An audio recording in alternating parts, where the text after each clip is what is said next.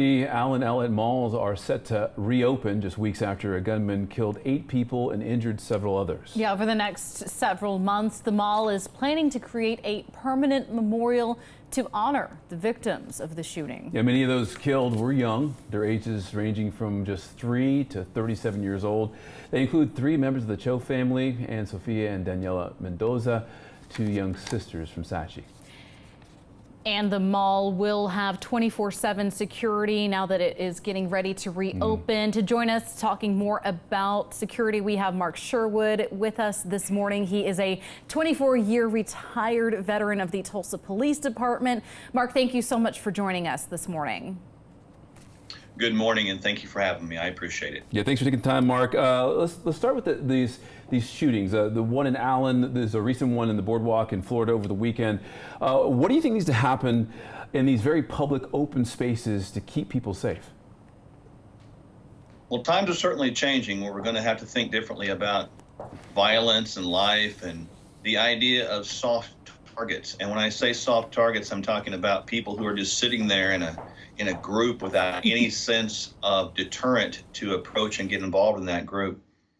I think that when you get into the idea of guns, guns certainly kill, but people kill people. So it's going to be hard to legislate, violence out of the heart of mankind. I don't know that we can do that.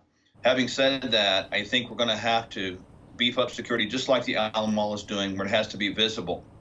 Visible security has long been known to be a good deterrent, whether it's actually law enforcement officers standing there visibly seen or law enforcement vehicles that are seen as well. But we're going to have to, just like the Allen Mall is doing, beef up security at these public events more and more and more, unfortunately.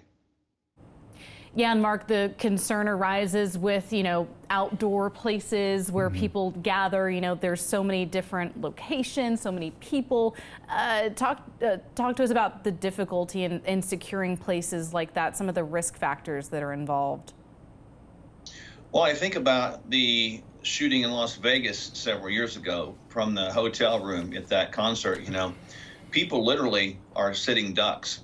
And I hate to put it like that, but that's what it's resorted to. There's really a challenge with this because when you got an open air facility like that, or an open air environment event, there's no way to really secure it from the top down.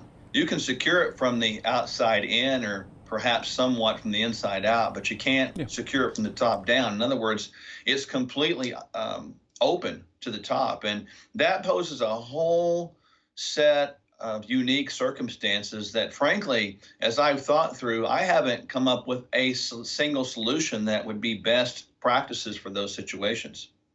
So, Mark, I mean, you're painting a pretty bleak picture of security at these kind of places. What do you say to people out there who want to go and are fearful of what's happened in the past happening again?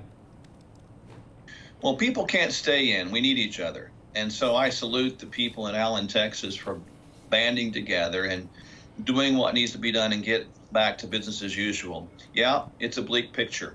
I really believe that, and I get that. But we have got to go ahead and live our lives as Americans and not live in fear. If we live in fear, we're going to fall into the trap of evil itself.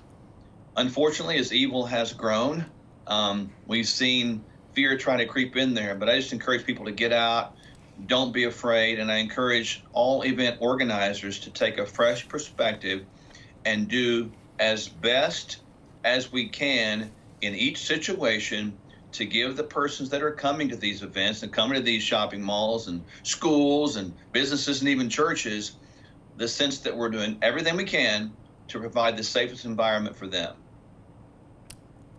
Mark, thank you so much again for taking the time to join us this morning. We really appreciate what you have to say. My pleasure, as always.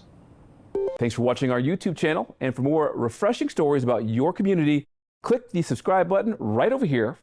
You can also download our Spectrum News app to get live news coverage, weather alerts, and more wherever you are. And don't forget to tune in to Channel 55 on Dish and DirecTV for live local reporting every single day. We'll see you then.